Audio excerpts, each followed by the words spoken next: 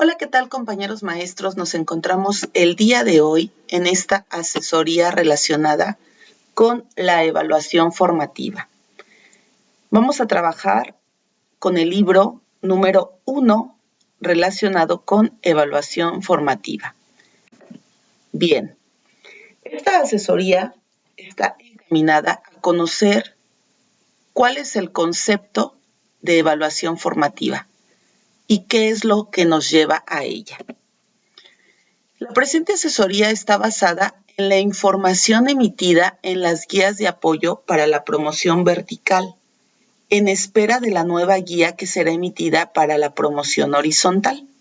Con base en esta información que ya se emitió, es que estamos identificando que vamos a trabajar con el plan 2011, pero también con el 2017 de aprendizajes clave.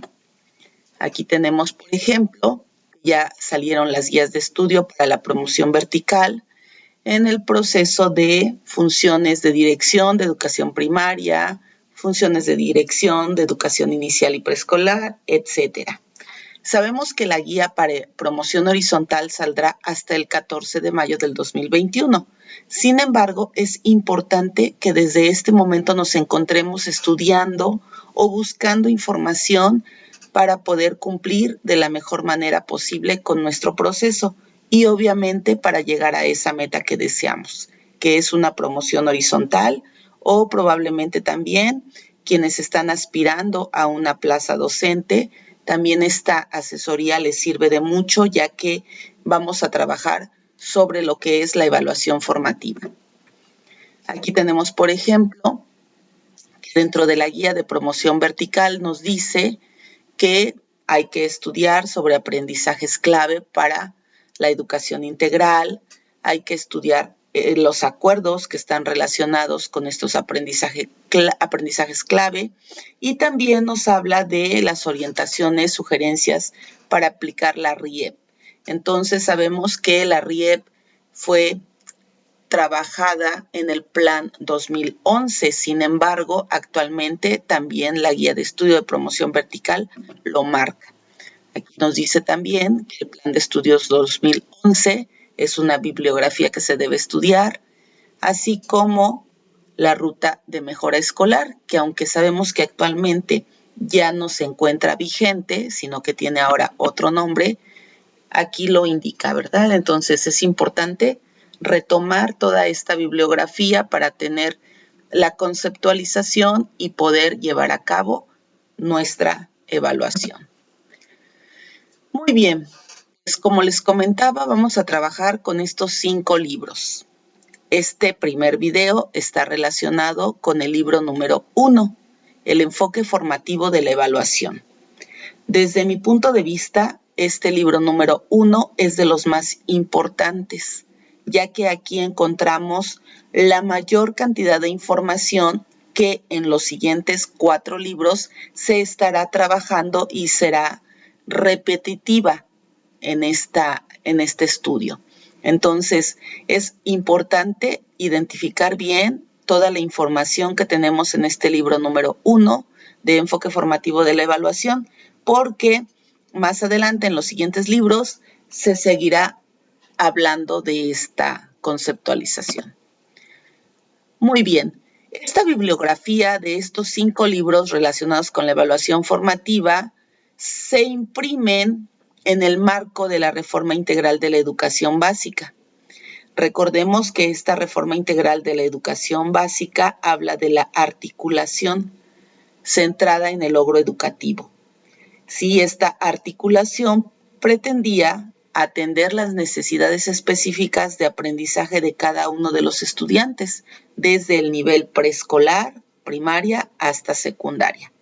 Y esta bibliografía, estos 5 libros, pues es una serie de herramientas que emite la SEP para que los docentes tengamos información relacionada con lo que es la evaluación formativa y entonces podamos trabajar a la par junto con preescolar, primaria y secundaria, los 3 niveles. La primera edición de esta bibliografía aparece en el año 2012. Actualmente la podemos encontrar en digital para poder revisarla y poder estudiar en ella. Bien, sabemos que el Plan de Estudios 2011 nos habla de los principios pedagógicos. Y dentro de esos principios pedagógicos encontramos el principio pedagógico 1.7 que dice evaluar para aprender. Entonces, desde aquí, desde este principio pedagógico número 7, sabemos que la evaluación es un proceso que debe servir para aprender. Pero lo primero que debemos saber es qué es evaluar. Dentro de todos esos conceptos que nosotros manejamos en nuestra práctica docente, debemos saber qué es evaluar. Y aquí tenemos una pregunta, una posible pregunta que pudiera venir en nuestra valoración de conocimientos y aptitudes, que dice, evaluar, en el inciso A tenemos que es conocer el desempeño escolar de los alumnos en un nivel cognoscitivo, referir conceptos, hechos, principios adquiridos por ellos en los procesos de enseñanza y aprendizaje. El inciso B nos dice que evaluar pudiera ser obtener resultados confiables de los niveles de aprendizaje que alcanzan los alumnos y tener un panorama que ayude a tomar decisiones para la mejora de la calidad de la educación a través de pruebas estandarizadas. El inciso C nos dice que ninguna de las anteriores y el inciso C nos dice que las dos anteriores. ¿Qué opinan ustedes? ¿Cuál será la respuesta correcta? Bien, pues la respuesta correcta es las dos anteriores. Ese es el concepto que aparece en esta bibliografía sobre evaluar. El inciso A y el inciso B es lo que corresponde a evaluar.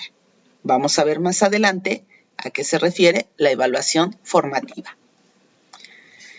Sabemos que el Acuerdo 592 nos habla de la articulación de la educación básica. Es decir, en preescolar, en primaria y en secundaria se tiene que trabajar de la misma forma, tomando en cuenta estándares curriculares, aprendizajes esperados y todos tenemos que llevar un ritmo semejante. Ese Acuerdo 592 que marca la articulación en plan y programas de estudio, pues obviamente también nos indica que debemos evaluar de forma similar, tanto en preescolar como en primaria y en secundaria. Articular estos tres niveles de educación para que al finalizar la educación básica el alumno cuente con herramientas que le permitan seguir aprendiendo y desarrollarse en su vida futura. Ahora, evaluar para aprender, nos dice este principio pedagógico número 7. Pero, ¿quién aprende? ¿Quién aprende dentro de esta evaluación? Bueno, pues aprenden los niños a través de la retroalimentación que nosotros tenemos que dar de manera constante. Y también aprendemos los docentes a través de la reflexión y el análisis de nuestra práctica docente. Si nosotros reflexionamos y analizamos nuestros resultados a través de las valoraciones de los alumnos, obviamente también estaremos aprendiendo y estaremos generando estrategias que permitan mejorar nuestra práctica y con esto, obviamente, que permitan que haya un mejor aprendizaje en los alumnos. En este libro número 1 del enfoque formativo de la evaluación se aborda la conceptualización de este enfoque formativo de la evaluación de los aprendizajes y se explica con mayor profundidad en qué consiste, cuáles son los pasos que se deben seguir cuando se evalúa y cuáles son los tipos de evaluación que se llevan a cabo. Por eso es que les comentaba que este es de los más importantes dentro de estos 5 libros. El principio pedagógico Evaluar para Aprender, señalado en el Plan de Estudio 2011, menciona que los docentes son los responsables directos de la evaluación de los alumnos, independientemente de si estamos hablando de una evaluación inicial, de proceso o final. Independientemente también de la finalidad, si es acreditativa o no acreditativa.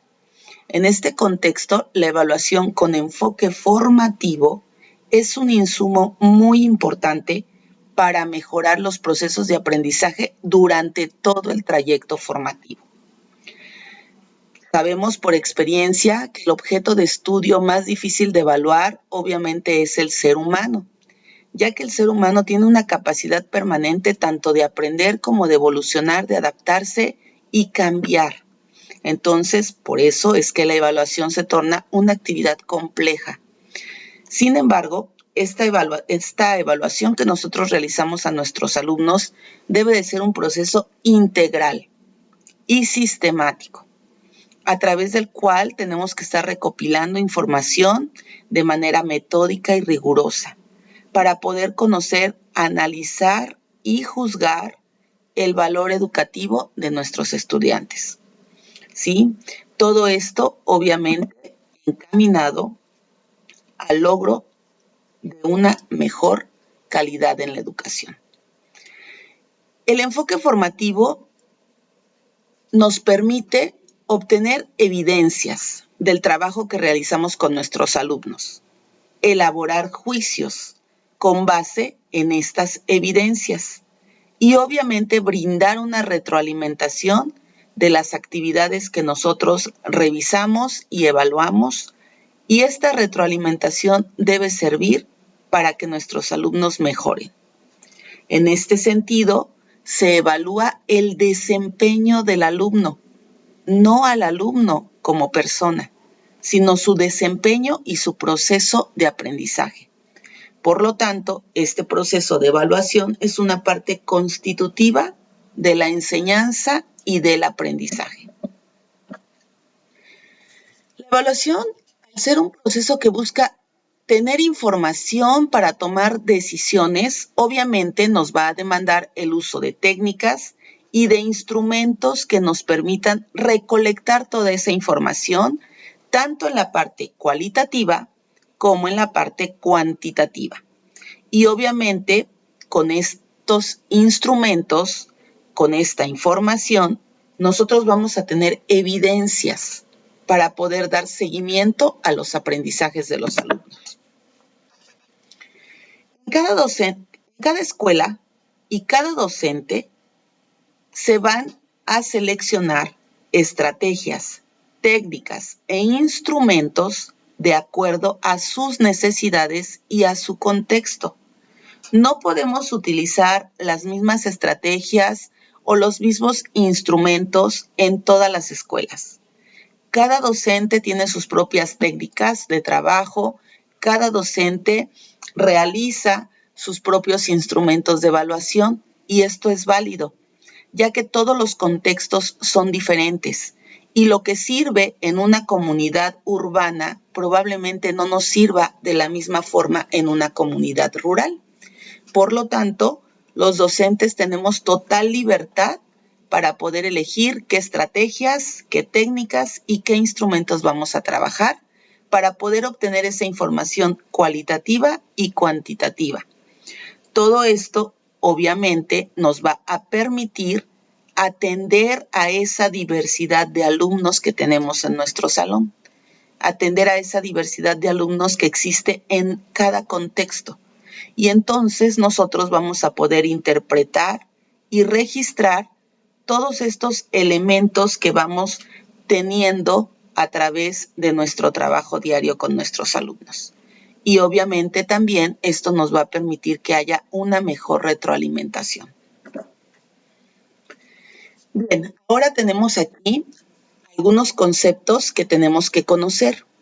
Recordemos que para poder saber qué vamos a hacer en determinada situación, tenemos que conocer conceptos. Además de conocer el concepto, tenemos que comprender el concepto para posteriormente poder aplicarlo dentro de alguna pregunta relacionada con alguna situación dentro de una escuela o dentro de un salón de clase o con algún alumno en específico. Y bien, aquí tenemos el primer concepto que aparece en esta bibliografía que nos habla de medición. La medición nos dice es la asignación de un valor numérico a conocimientos, habilidades, valores o actitudes logrados por los alumnos durante un periodo de corte, particularmente en primaria y secundaria. En primaria y en secundaria es donde nosotros utilizamos la medición. En preescolar no se utiliza la medición debido a que en preescolar no se colocan números al momento de llenar la boleta de evaluación. Únicamente se trabaja la parte cualitativa de los alumnos y no la cuantitativa. Por eso es que no se puede medir a través de este concepto. Tenemos otra pregunta relacionada con la medición y nos dice, ¿en cuál de las siguientes afirmaciones encontramos un ejemplo de medición? Tenemos el inciso A que nos dice, María realizó su examen de español y fue capaz de argumentar por escrito todas sus respuestas. Inciso B, Juanito realizó su examen de matemáticas ayer y tuvo solo una mala, por lo que su calificación es de 9. Inciso C, Ana sacó 6 en su examen de química y su maestra colocó una nota de apoyo en donde le indica lo que debe repasar. Inciso D, Jesús recibió un diploma y su nombre está escrito en el cuadro de honor. A ver, compañeros maestros, vamos a ir identificando palabras claves. Palabras claves que nos lleven a encontrar la respuesta. Ahí tenemos, por ejemplo, en el inciso A, argumentar por escrito. En el inciso B, su calificación es de 9. En el inciso C, colocó una nota de apoyo. Y en el inciso D, recibió un diploma.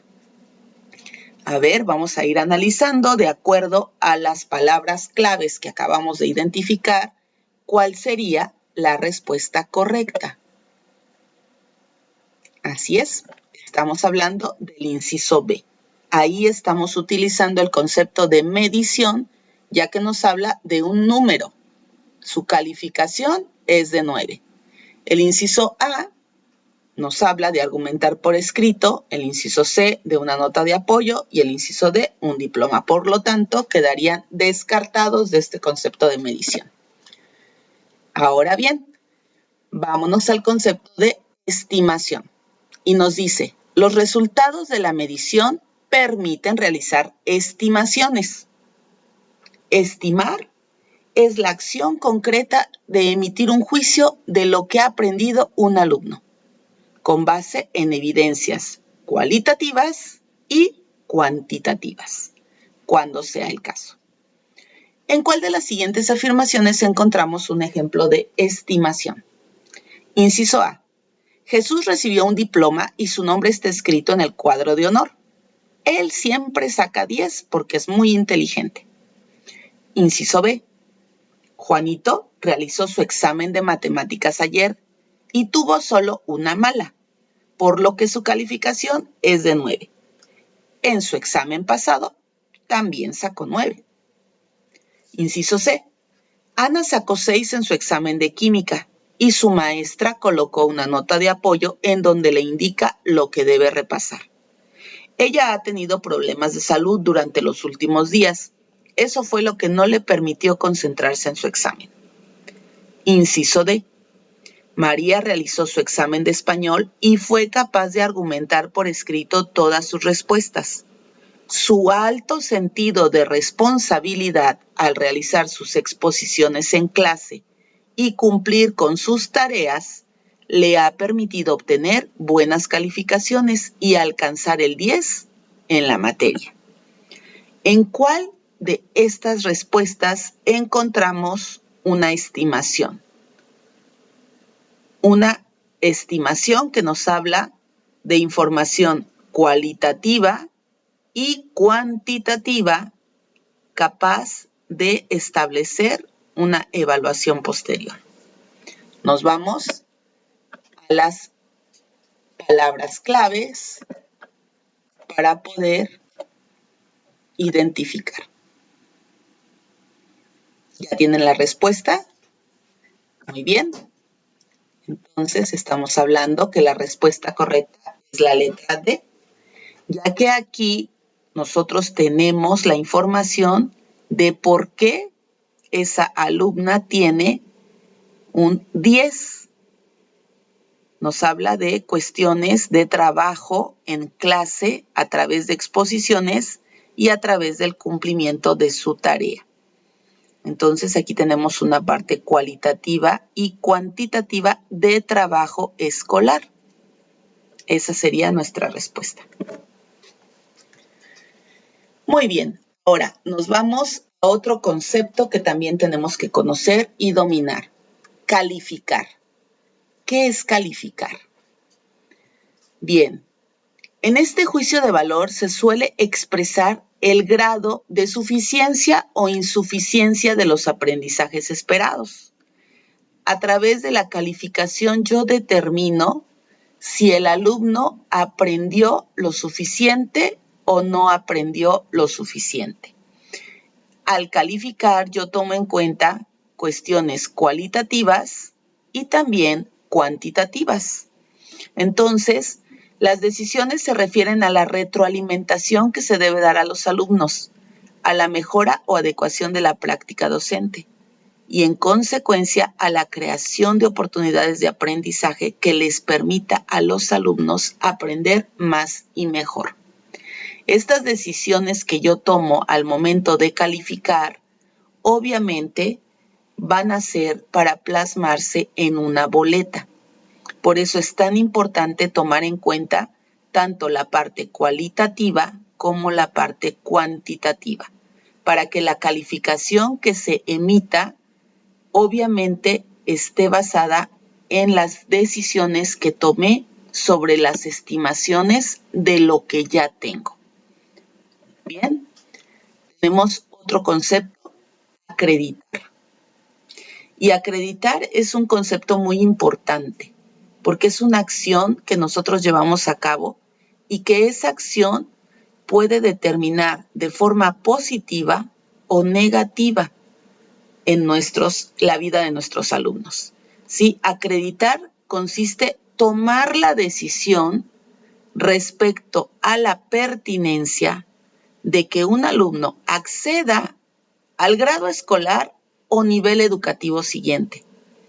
E incluso nosotros somos quienes determinamos en algún momento que el alumno termine la educación básica, sobre todo los maestros que se encuentran trabajando en secundaria. En algún momento tienen que tomar esta determinación de acreditar o no a algún alumno. Y al hacerlo, obviamente, implica el futuro de este alumno. Si yo decido retener a un alumno en tercer grado de secundaria o en sexto grado de primaria, probablemente ese alumno ya no quiera continuar y haya una deserción.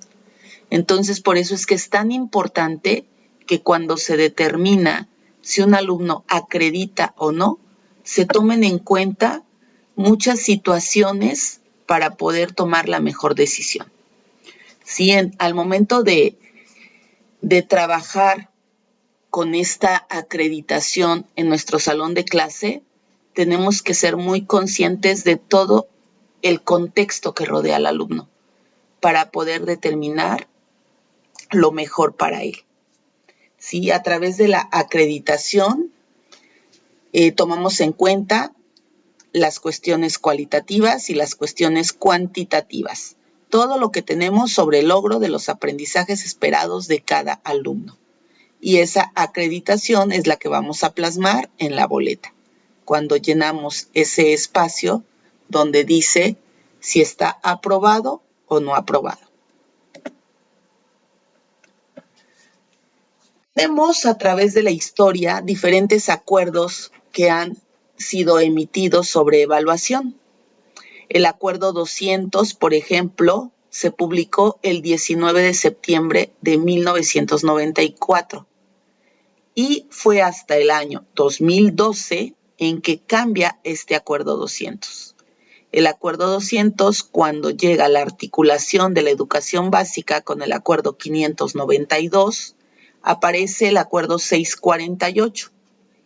Posteriormente, ese Acuerdo 648 tiene algunas transformaciones y aparece el 20 de septiembre del 2013 el acuerdo 696. Tenía algunos cambios ese acuerdo 648 y entonces se emite un nuevo acuerdo, el 696. Este acuerdo 696 está en vigencia hasta el año 2018. Cerca de 5 años más o menos estuvo en vigencia este acuerdo 696 con lo que fue la RIEP. Posteriormente, con el acuerdo 12-10-17, que nos habla de los aprendizajes clave, surge el acuerdo 12-05-18. El 7 de junio del 2018 se emite este acuerdo. En este acuerdo 12-05-18 nos hablaba de incorporar a la boleta lo que eran los niveles de logro y también aparecen los clubes de autonomía curricular. Este acuerdo 12-05-18 nos habla de que habrá a partir del 7 de junio del 2018 3 periodos de evaluación. Únicamente 3 periodos de evaluación. Anteriormente, con el acuerdo 696, eran 5 periodos de evaluación, más el diagnóstico. Y con este acuerdo 12-05-18 cambiamos a 3 periodos de evaluación. La evaluación se comienza a realizar a partir de ese momento de forma trimestral. Las calificaciones se comienzan a colocar sin decimales, en lo que se llama en ese momento reporte de evaluación. Anteriormente, con el acuerdo 696, se llamaba cartilla de evaluación y posteriormente cambia el nombre a reporte de evaluación, con la misma finalidad, tener ahí los resultados de la evaluación de los alumnos. Ese acuerdo 12-05-18 tiene cambios en los siguientes meses y surge el acuerdo 11-03-19, que era el acuerdo vigente hasta antes de la pandemia. En este acuerdo 11-03-19 ya no aparece la valoración de los clubes, ya no aparece ahí. Y el nombre del documento en el que nosotros colocamos las calificaciones cambia a boleta de evaluación. Se omite también el llenado de los niveles de logro. Se queda así nada más. Continuamos, evaluación trimestral, calificación sin decimal y el nombre del documento oficial es boleta de evaluación. Con fecha 5 de junio del 2020, aparece un nuevo acuerdo. Este nuevo acuerdo está relacionado con la emergencia sanitaria por COVID-19. Y tenemos entonces el acuerdo 12-06-20. En este acuerdo se hablaba de la forma en que teníamos que evaluar a nuestros alumnos, sobre todo aquellos que no habíamos contactado. Y ustedes recordarán, quienes ya se encuentran trabajando en este sistema educativo, que nos piden evaluar primer trimestre, segundo trimestre y sacar de ahí la calificación de lo que sería el tercer trimestre, sobre todo con aquellos alumnos que nosotros no contactábamos.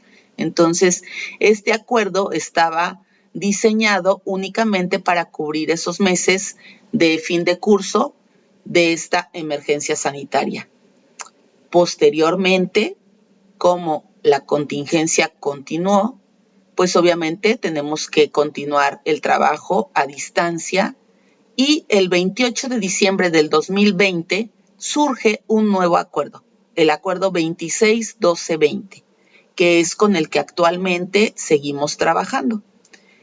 Bien, en otra presentación hablaremos de forma específica de este acuerdo 26-12-20, porque el acuerdo 26-12-20 nos marca que todos los alumnos con los que tenemos comunicación permanente, constante, tienen que ser evaluados de acuerdo al acuerdo 11-03-19. Entonces, más adelante veremos con mayor profundidad estos acuerdos.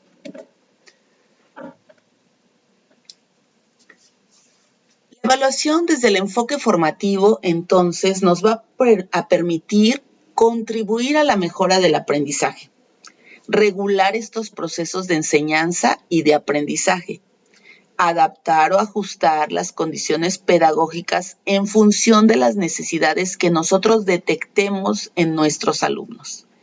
Obviamente, esta evaluación con enfoque formativo nos va a permitir favorecer el seguimiento al desarrollo del aprendizaje como resultado de la experiencia, la enseñanza y la observación. Y nos va a permitir también constituir un proceso en continuo cambio. Es decir, nosotros los docentes tenemos que estar pendientes, observando todo aquello que pudiera servir para la mejora del aprendizaje de nuestros alumnos. La evaluación para la mejora de la calidad educativa es fundamental por dos razones, dice aquí. Nos proporciona información que no se había previsto para ayudar a mejorar. Y también nos va a proveer de información para ser comunicada a las diversas partes o audiencias interesadas. Es decir, esta evaluación con enfoque formativo va a permitir que nosotros tengamos elementos suficientes para comunicar a los padres, a las autoridades escolares, a las autoridades federales y obviamente a los propios alumnos sobre el avance que van teniendo durante un periodo determinado. Es por eso que es tan importante esta evaluación formativa. La evaluación tiene dos funciones, la pedagógica y la social. Dentro de la función pedagógica tenemos, bueno, ya lo dijimos, el identificar necesidades del alumno, el orientar el desempeño que nosotros tenemos en nuestra práctica docente. Obviamente, reflexionar y analizar y realizar los ajustes necesarios para que nuestra práctica docente sea mejor y podamos alcanzar los aprendizajes esperados. Todo esto es lo que se refiere a la función pedagógica. La función social nos dice que es crear oportunidades para seguir aprendiendo a partir de la comunicación de los resultados y tomar decisiones en conjunto para la mejora académica. La evaluación en esta función social obviamente nos habla de si tenemos buenos alumnos, si tenemos buena calidad en nuestro trabajo docente, buena calidad educativa, obviamente estaremos generando para la sociedad mejores personas, mejores ciudadanos. Y estos ciudadanos que se vayan, ya sea a la preparatoria o a la universidad, obviamente servirán para que nuestra sociedad sea mejor. Por eso es que se dice que las funciones de la evaluación son tanto pedagógicas como sociales. La evaluación tiene tres momentos: inicial, de proceso y final, o lo que también conocemos como evaluación diagnóstica, evaluación formativa y evaluación sumativa. Con base en estos tres tipos de evaluación, tenemos una pregunta más. Nos dice aquí, relaciona los tipos de evaluación con las finalidades que le corresponden. Número 1, diagnóstica. Número 2, sumativa. Número 3, formativa.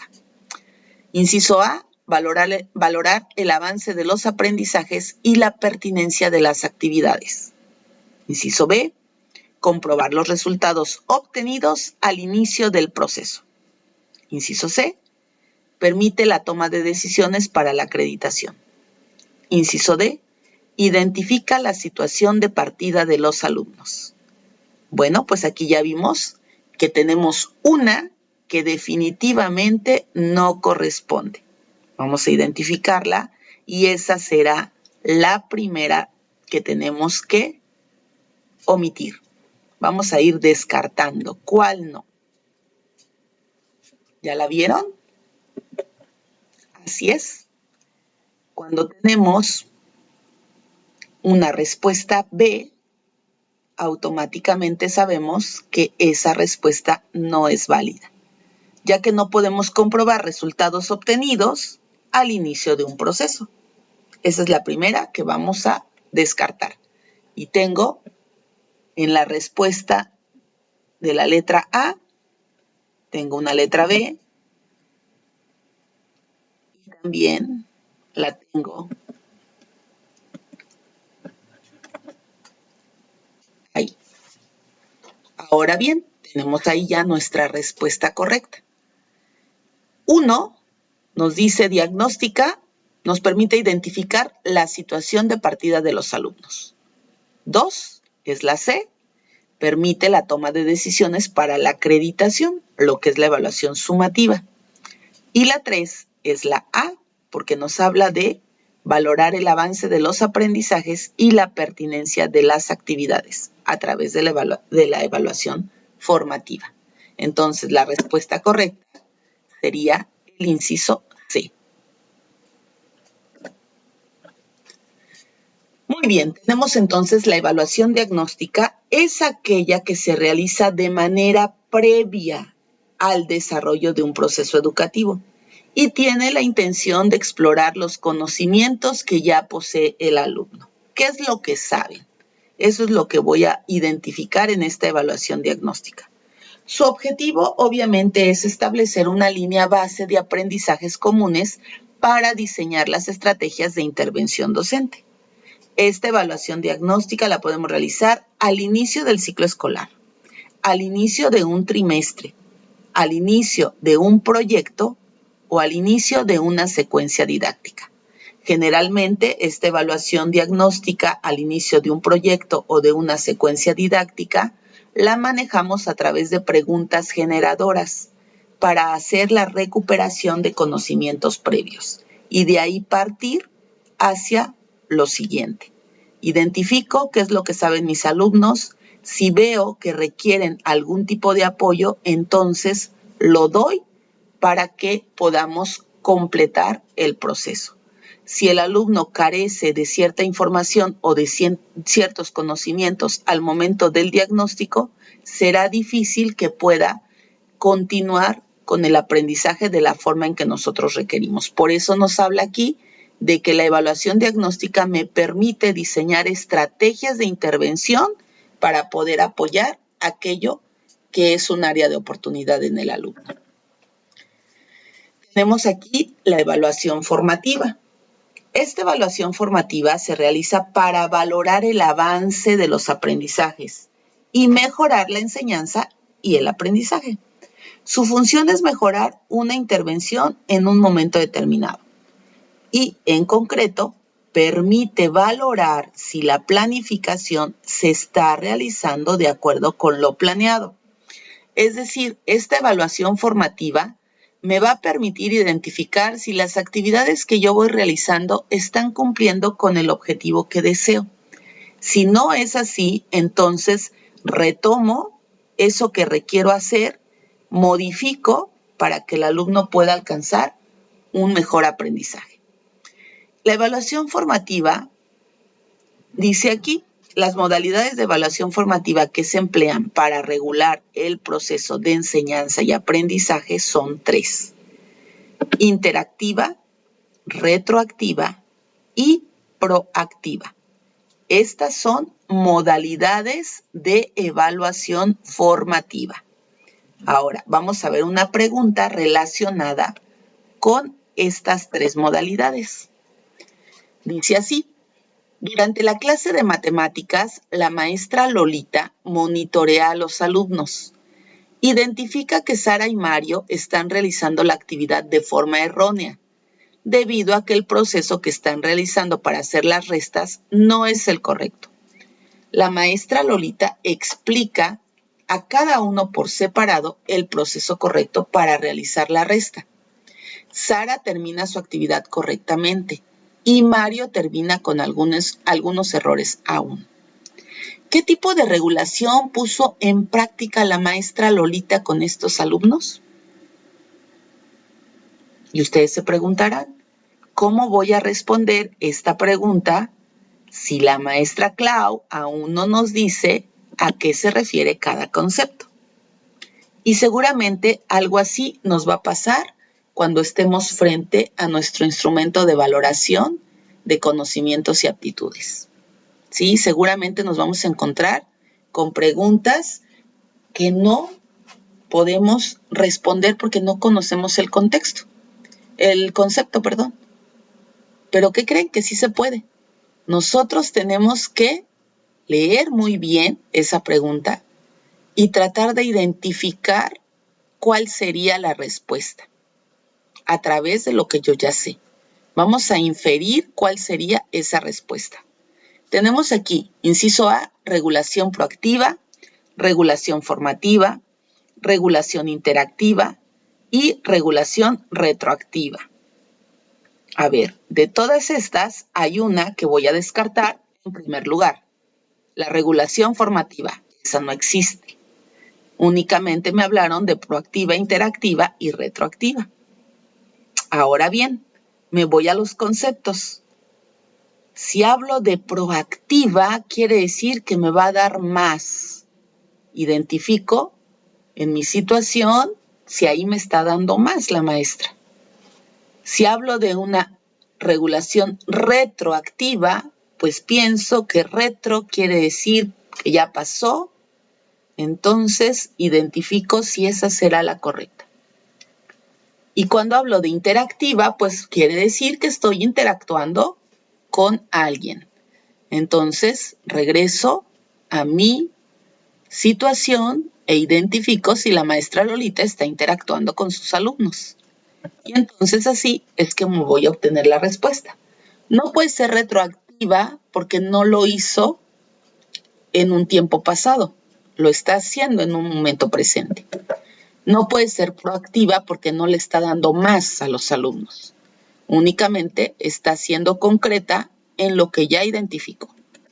Por lo tanto, es una regulación interactiva. Ella está interactuando con los alumnos en el momento en que identifica su necesidad y le está apoyando a los dos alumnos para poder explicar eso que requieren. ¿Sí? Entonces, así podemos responder también a través de la inferencia con conocimiento, por supuesto. ¿Sí? Vamos a analizar bien la pregunta y las posibles respuestas para ir descartando y para poder llegar a una correcta. Tenemos entonces que la regulación interactiva son las evaluaciones que ocurren completamente integradas al proceso de enseñanza. Esta regulación suele ser inmediata, gracias a los intercambios frecuentes y sistemáticos entre el docente y los alumnos, a propósito de una actividad o tarea realizada en el aula. El monitoreo es sumamente importante en cualquier grado. En cualquier grado que nosotros estemos impartiendo, monitorear el trabajo de los alumnos es algo sumamente importante, ya que a través del monitoreo nosotros vamos a identificar sus necesidades. En estos casos, el docente utiliza la observación, el diálogo y la interpretación de lo que hacen y dicen sus alumnos para decidir qué apoyos necesita hacer para el seguimiento de los aprendizajes.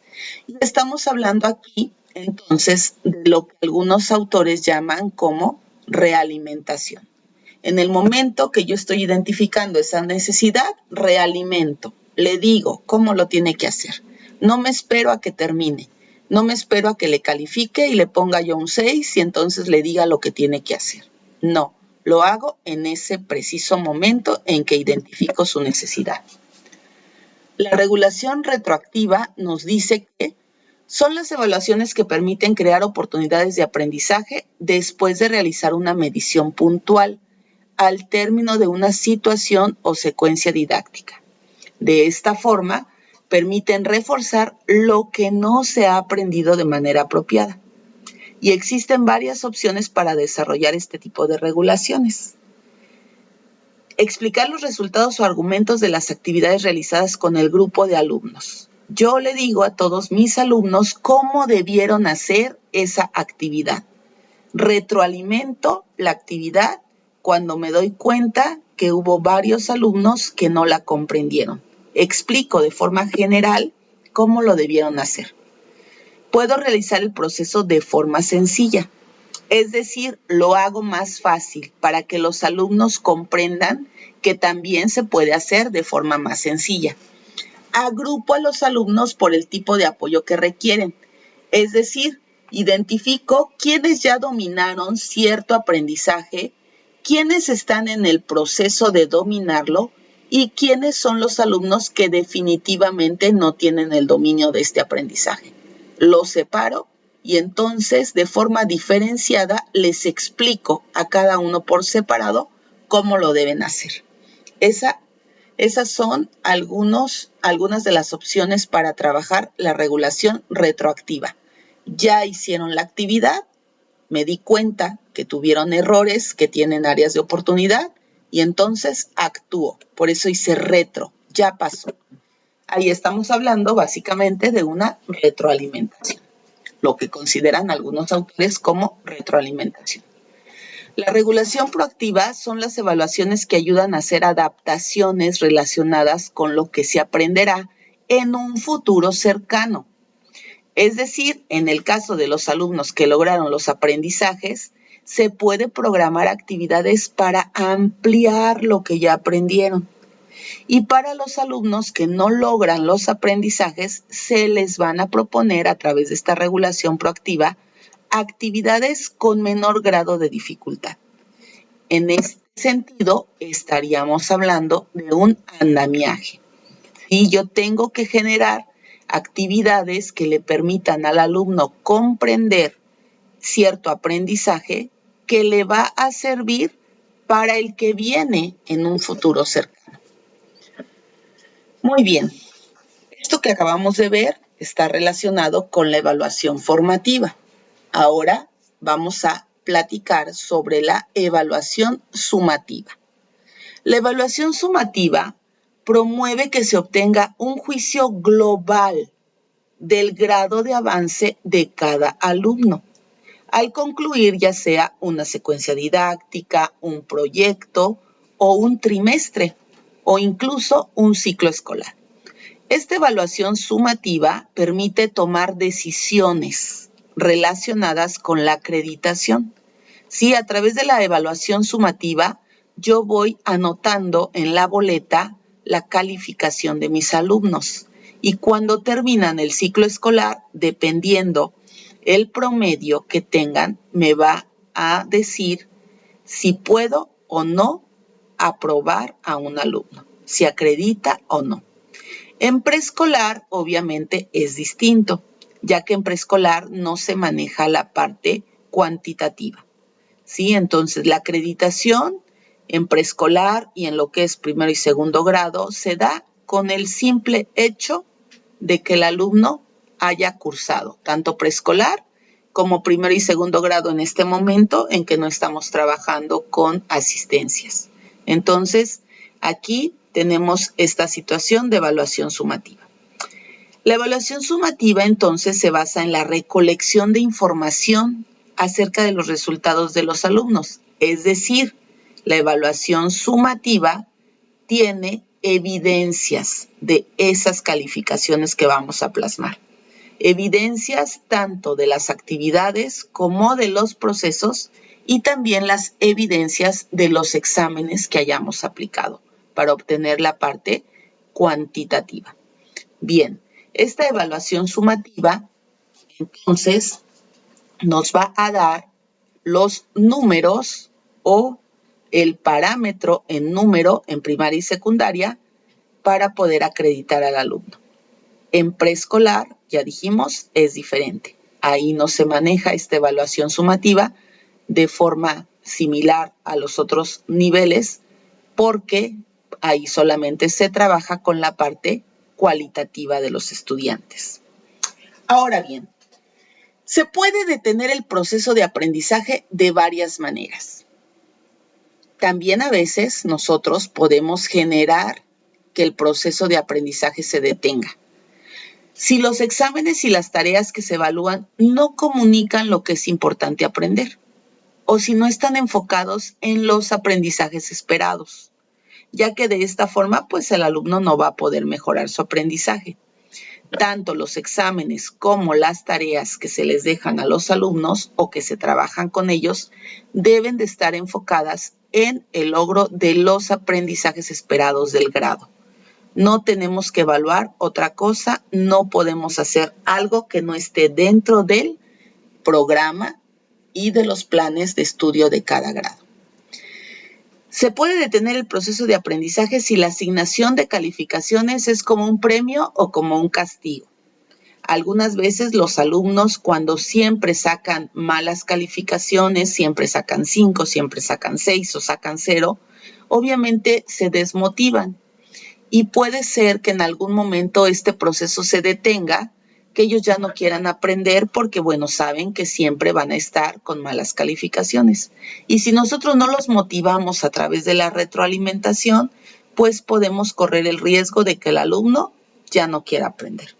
De igual forma, con aquellos alumnos a quienes siempre les estamos otorgando calificaciones buenas y siempre les estamos felicitando de 1000 maneras, puede también correrse el riesgo de que el alumno se confíe y que entonces deje de esforzarse aún más en seguir aprendiendo, que se conforme solamente con lo mismo de siempre, que piense que, bueno, ya sé que siempre saco 10 y la maestra siempre me va a felicitar.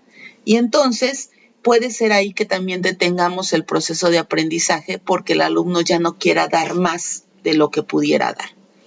El proceso también se puede detener si los alumnos perciben la obtención de calificación como un logro fuera de su alcance. Puede aminorar su esfuerzo y aumentar los distractores en el aprendizaje.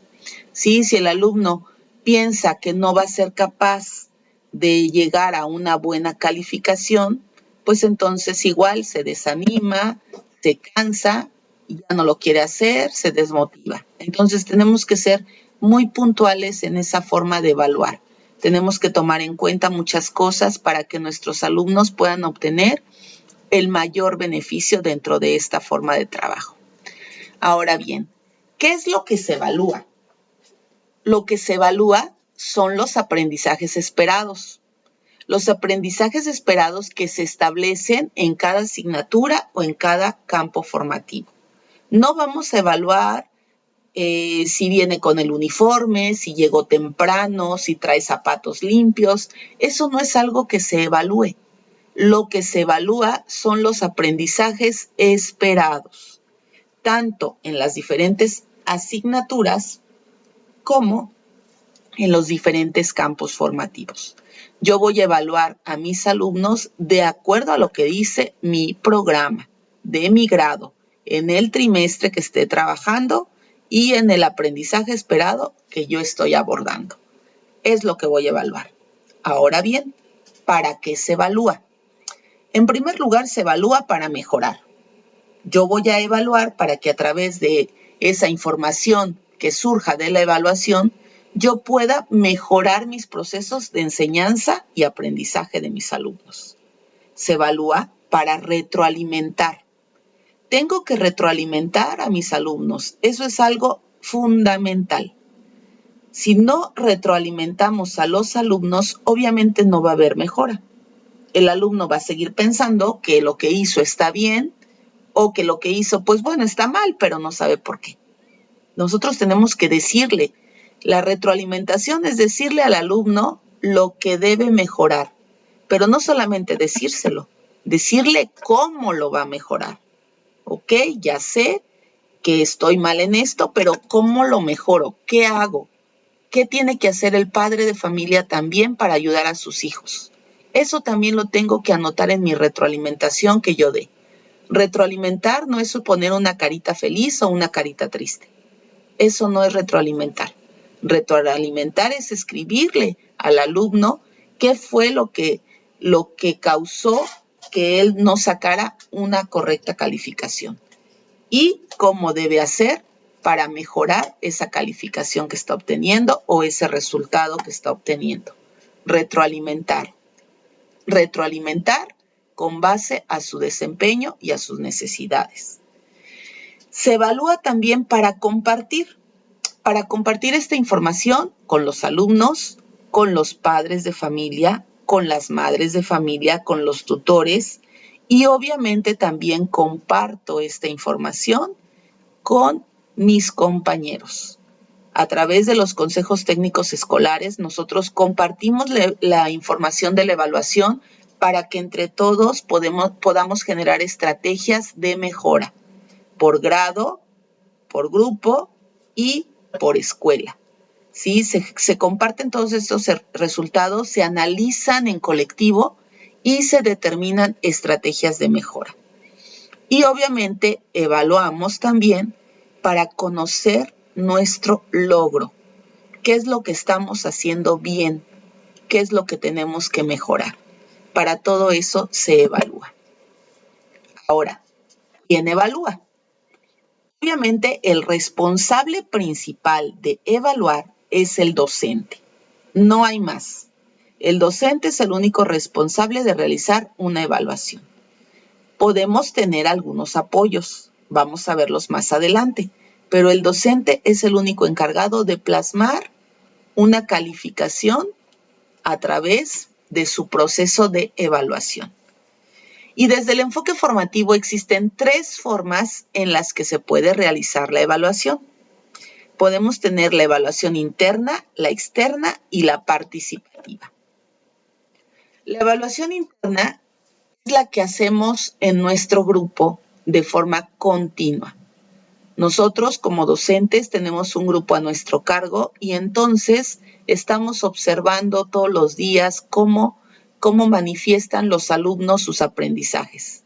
Todos los días estamos obteniendo evidencias de esos procesos de aprendizaje. Y este conocimiento obviamente va a propiciar nuestra reflexión, nuestro análisis para posteriormente poder dar una calificación. Esta evaluación interna nosotros la colocamos en la boleta de evaluación del alumno, pero también nosotros tenemos el sistema de alerta temprana, que a través de una semaforización nos va dando un parámetro del avance de nuestros alumnos. Este sistema de alerta temprana surge en el año 2016 con la Escuela al Centro y actualmente todavía lo estamos manejando en nuestros grupos. Nos permite identificar a aquellos alumnos que presentan necesidad de apoyo y también nos permite generar estrategias que nos permitan apoyar a todos estos alumnos. Dentro de la evaluación externa tenemos lo que se refiere a agentes que no están incorporados a la escuela. Es decir, en este tipo de evaluaciones se establece un juicio objetivo, ya que no hay ningún tipo de relación interpersonal con los alumnos. Sí, recordemos que para realizar la prueba planea, en algunas ocasiones llegan personas de fuera o llegan otros maestros de otras escuelas o entra otro docente de la misma escuela para aplicar la evaluación a los alumnos. Y entonces se puede obtener un resultado más confiable, entre comillas, ¿verdad? ¿Por qué? Porque estas pruebas de evaluación externa generalmente son estandarizadas, lo mismo para todos. Y en este tipo de pruebas, pues obviamente no se toma en cuenta el contexto de cada grupo o de cada escuela o de cada comunidad. La misma prueba se aplica en toda la República Mexicana para todos los alumnos de ese grado. Y entonces esta evaluación externa, pues obviamente no me va a permitir a mí identificar realmente lo que aprendieron los alumnos de forma imparcial, ¿verdad? Porque, bueno, aquí estamos hablando que lo mismo para todos, sin importar en el contexto del alumno. Entonces, tenemos como ejemplo la prueba Planea. La prueba Planea es un ejemplo de evaluación externa. A pesar de que esta prueba Planea no se evalúa dentro del proceso de los alumnos en un ciclo escolar, sí nos da un referente muy importante sobre el avance del grupo en una escuela. Entonces, es importante los resultados porque esos resultados permiten identificar el nivel de logro de cada escuela en determinado ciclo escolar. Esta prueba Planea se comenzó a aplicar desde el año 2015. Anteriormente era la prueba Enlace con la que se trabajaba y con la que se hacía esta evaluación externa. Esta evaluación externa está elaborada a través de los estándares curriculares de los diferentes programas de estudio. Bien, tenemos entonces aquí otra pregunta. Dice, luego de realizar una exposición sobre las causas y consecuencias del tabaquismo, los participantes evalúan conjuntamente el contenido de los trabajos, las actitudes de los integrantes, las competencias alcanzadas, las estrategias y los recursos utilizados. La situación propuesta es un ejemplo de diagnóstico, coevaluación, heteroevaluación o evaluación sumativa. Estos conceptos, la mayoría de nosotros ya los tenemos claros, ya sabemos a qué se refieren. Ahora solamente los vamos a identificar para poderlo colocar en esta situación que tenemos enfrente. Comienzo a descartar. El primero que no está es el de diagnóstico, ya que el de diagnóstico es inicial. Y aquí nos habla de luego de realizar una exposición. El siguiente que descarto es la evaluación sumativa, ya que la evaluación sumativa no la pueden hacer los alumnos, únicamente la realiza el docente. La heteroevaluación, al igual que la evaluación sumativa, corre a cargo del docente. Por lo tanto, también queda fuera. Y entonces estamos hablando de una coevaluación. Aquí tenemos palabras claves. Luego, los participantes evalúan conjuntamente y ahí está nuestra respuesta. ¿Sí? Así es como tenemos que ir analizando las situaciones que lleguemos a encontrar en nuestra valoración de conocimientos y aptitudes. Ahora bien, continuamos con la evaluación participativa. La evaluación participativa se refiere a que el docente evalúa al involucrar a otros actores educativos y pueden ser otros alumnos, otros docentes o los propios directivos. A pesar de que esta evaluación participativa corre a cargo de otros involucrados, es el docente al final quien determina lo que será la evaluación sumativa en algún momento. Por lo tanto, esta evaluación participativa también se convierte en un recurso muy importante para mejorar el aprendizaje. Algunas veces, si siempre recae en el propio docente la evaluación, habrá situaciones que se van perdiendo a lo largo del ciclo escolar. Pero si otro participante apoya con esta evaluación, pues entonces podemos determinar que la evaluación que nosotros hemos hecho de determinados alumnos, pues está en la misma frecuencia. Sí, cuando el docente involucra a sus alumnos en este proceso de evaluación, también está propiciando que los alumnos aprendan y que aprendan también a regular sus procesos de aprendizaje y también sus procesos de interacción con los demás. Si el alumno realiza una coevaluación a un compañero, también está aprendiendo lo que él tiene que hacer.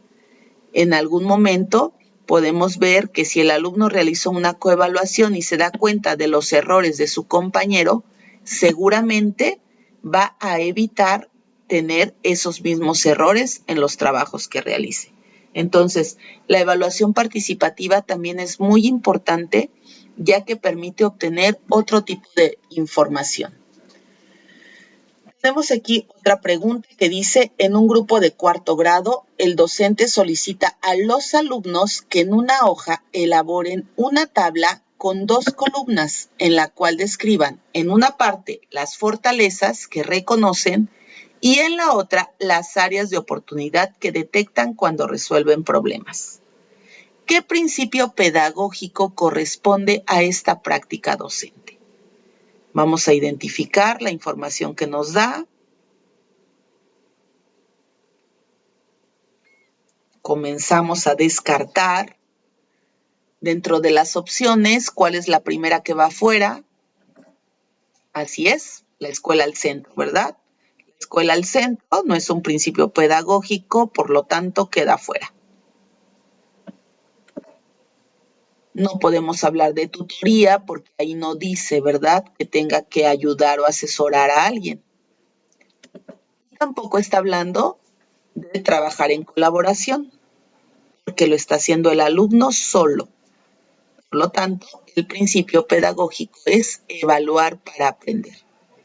La situación nos habla de una autoevaluación que va a realizar el alumno colocando en una columna fortalezas y colocando en otra áreas de oportunidad.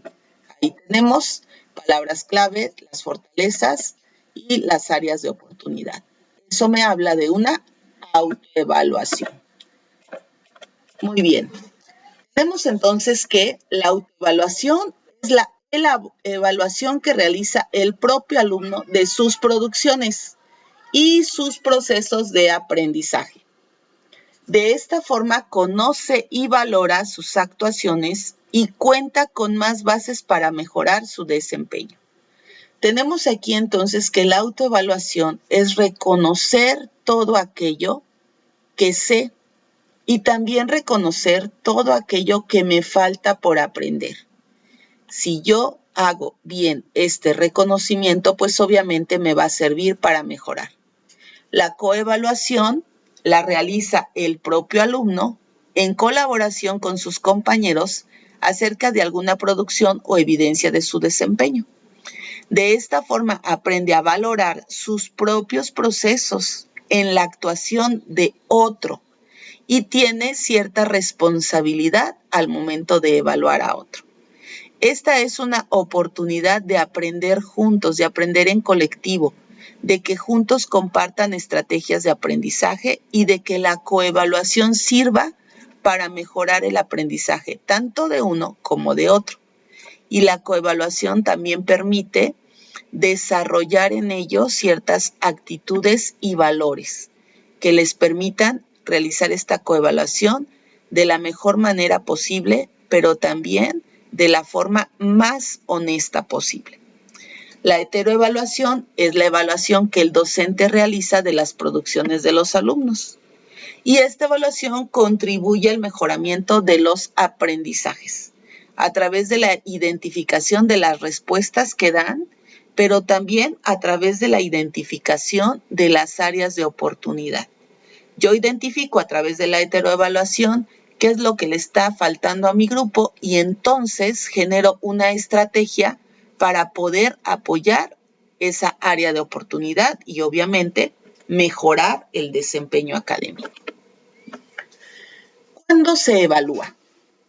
Bueno, pues estamos hablando que al inicio, al hacer un diagnóstico, estoy evaluando. Ese es el primer momento en que nosotros vamos a evaluar. Vamos a recuperar esos conocimientos previos que tiene el alumno para identificar fortalezas y áreas de oportunidad con las que yo voy a trabajar durante el proceso. Sí, a través del diagnóstico, en ese primer momento, identifico todo esto y ya estoy pensando en cómo voy a apoyar para mejorar esas áreas de oportunidad. Se evalúa durante el proceso, es lo que conocemos como evaluación formativa. Y aquí tenemos un seguimiento cercano al desempeño de los alumnos. Durante este proceso yo tengo que estar también retroalimentando para que el alumno vaya mejorando. Tengo que retroalimentar y también tengo que analizar y reestructurar en algún momento mi práctica docente si me doy cuenta que algo me está faltando. Y también evalúo al final la evaluación sumativa, utilizando los instrumentos de evaluación que yo considere necesarios para mi grupo o para mis alumnos en algún momento determinado. Y esta evaluación sumativa me permite reflexionar en torno a los resultados. Lo que yo tengo tanto en la parte cualitativa como cuantitativa me va a permitir tomar determinaciones para la acreditación de mis alumnos.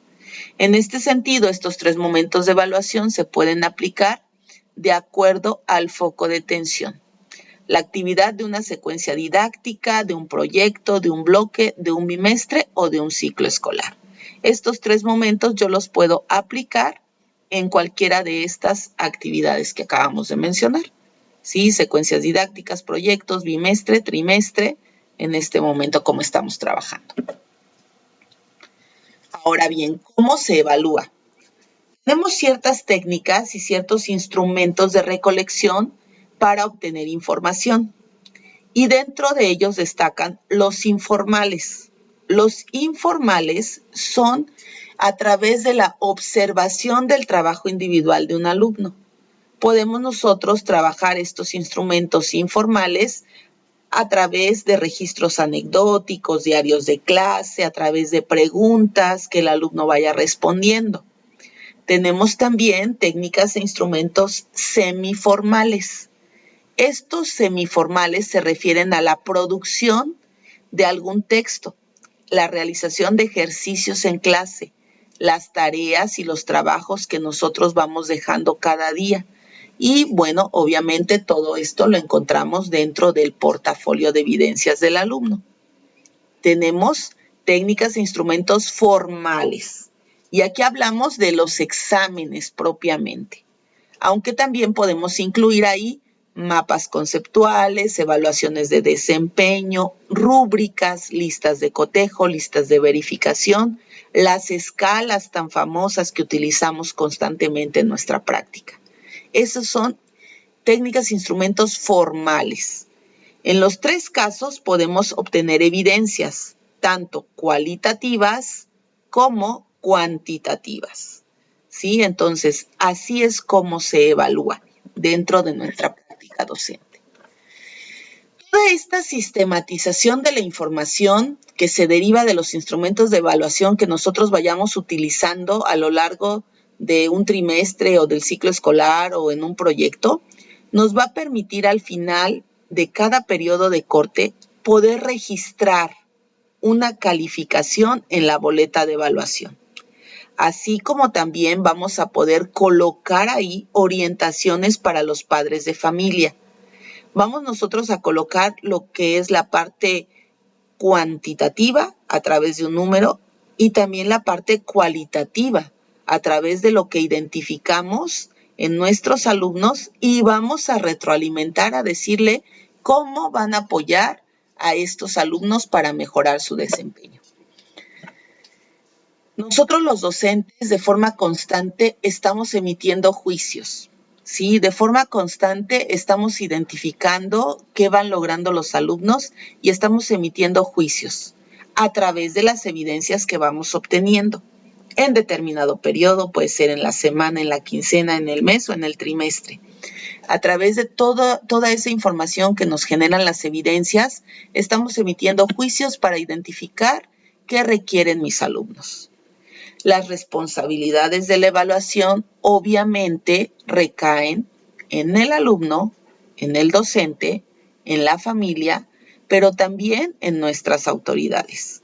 Sí, la autoridad escolar también debe de estar al tanto de los procesos y los resultados de nuestras evaluaciones. Sí, generalmente esta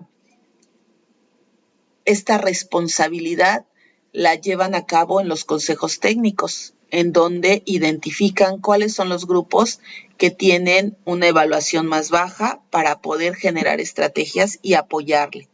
Las autoridades también de las entidades federativas y de las entidades estatales también están al pendiente de nuestros resultados a través, pues, de las gráficas que se emiten para identificar el nivel de las escuelas, cómo se encuentran dentro de sus evaluaciones de forma más general. También ahí saben cuáles son los estados o cuáles son las comunidades en donde se requiere focalizar la ayuda para la mejora de la calidad educativa. Bien, ¿qué se hace entonces con los resultados de la evaluación? Pues como ya decíamos, ¿verdad? Esos resultados el docente se los proporciona a los padres de familia y a los alumnos para que ellos tomen decisiones y apoyen la mejora del aprendizaje de los alumnos. También esos resultados se entregan a la dirección, a la supervisión, para que con base en los resultados se puedan generar apoyos a aquellos grupos que requieran una mejora. Y a las autoridades educativas, tanto federales como estatales, también se les entregan estos resultados, obviamente en forma más global, de acuerdo a la cantidad de escuelas que haya en los estados y obviamente en el país. Entonces, todos estos resultados tienen que servir para mejorar el aprendizaje de los alumnos. Recordemos que el alumno es el principal a quien nosotros debemos apoyar. No hay nadie más que el alumno. Tenemos que buscar la mejora en la calidad de la educación en beneficio del aprendizaje de nuestros alumnos. Entonces, todos esos resultados obviamente nos sirven para ello y también nos sirven para que nuestra práctica docente mejore. Cuando yo tengo mis resultados, entonces voy identificando y analizando qué me falta por hacer, qué estoy haciendo bien y qué necesito mejorar. En este contexto, la enseñanza deja de ser un proceso de transmisión de conocimientos de alguien que lo posee, en este caso el docente, a alguien que no lo posee, el alumno. Y entonces se convierte en un proceso de naturaleza social, lo que ya decíamos, ¿verdad?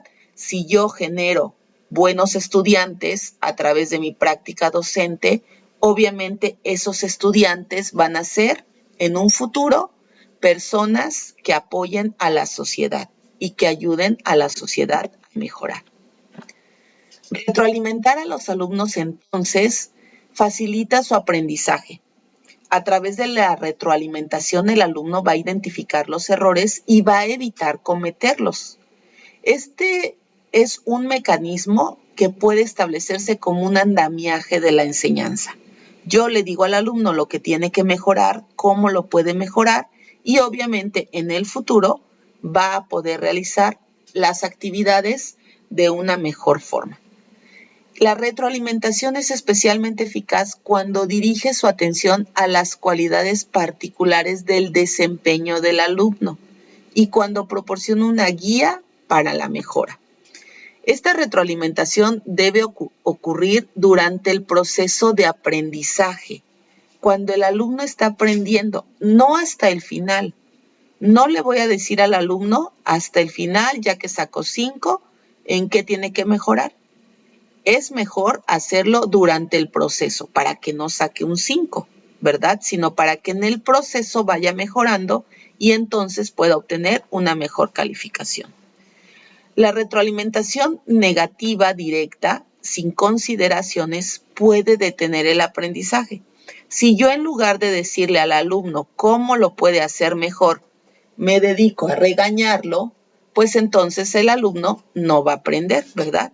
Si yo le digo, oye, otra vez te equivocaste, mira, lo volviste a hacer mal, no comprendiste, o hago cualquier otra referencia a su persona, entonces el alumno no va a aprender. Al contrario, puedo detener el aprendizaje.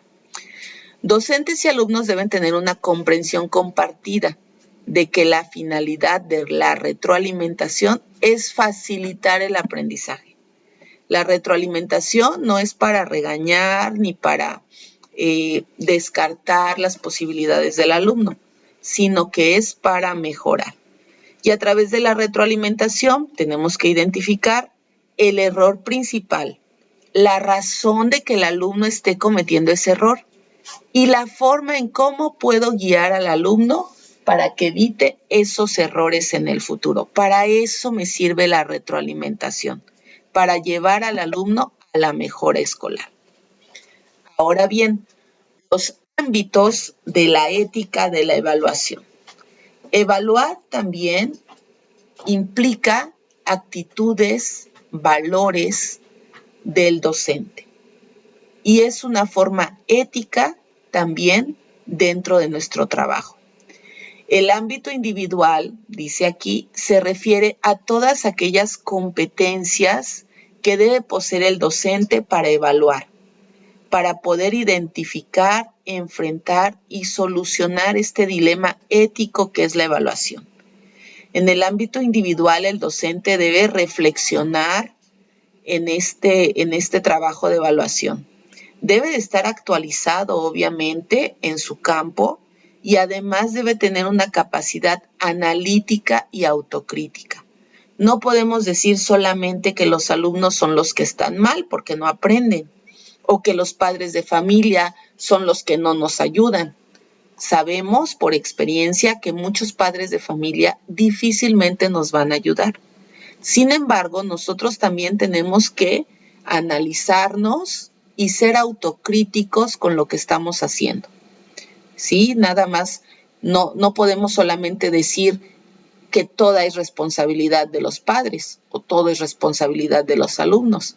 Nosotros también tenemos que tener esa ética dentro de este proceso de evaluación para identificar todo aquello que nos hace falta y que nos va a llevar a la mejora.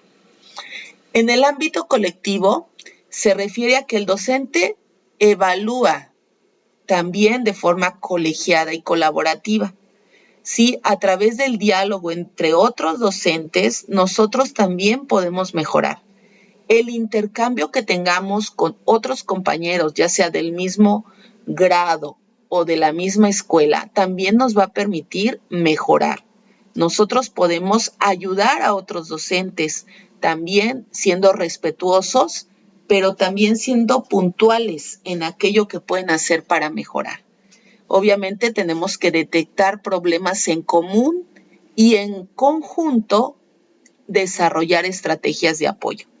Todo esto se refiere al ámbito colectivo, la forma en que nosotros nos podemos involucrar con otros compañeros para detectar problemas comunes o también para detectar algunas actividades exitosas que podamos poner en práctica. En el ámbito material se refiere a las herramientas con que cuenta el docente para regular y desarrollar un proceso de evaluación ético. Dentro de este ámbito es necesario que el docente tenga las evidencias que le ayuden a tomar decisiones correctas para favorecer el desempeño de los alumnos. No podemos evaluar a la deriva. Tenemos que tener evidencias que en algún momento nos ayuden a demostrar al padre de familia o a la autoridad el por qué estamos colocando determinada calificación a algún alumno. Si nosotros contamos con esas evidencias, difícilmente vamos a tener alguna situación problemática. Si nosotros tenemos bien claro de dónde sale esa calificación, entonces vamos a poder mostrar en cualquier momento el motivo de esa calificación, de dónde sale, de dónde surge. ¿Sí? Entonces, esto es lo que se refiere a la ética de la evaluación en el ámbito material. No puedo solamente poner un 10 si no tengo evidencias que demuestren ese 10. No puedo reprobar a un alumno si no tengo evidencias que demuestren que ese alumno no va a acreditar en cierto momento. ¿Sí? Entonces, de todo esto nos habla este ámbito individual. Y bueno, eso sería todo lo que corresponde al libro número 1 de la evaluación formativa. Espero que haya sido de utilidad para ustedes toda esta información y vamos a continuar más adelante con los siguientes 4 libros de evaluación formativa. Eso sería todo, compañeros, con relación a este primer libro de esta bibliografía. Que tengan un excelente día.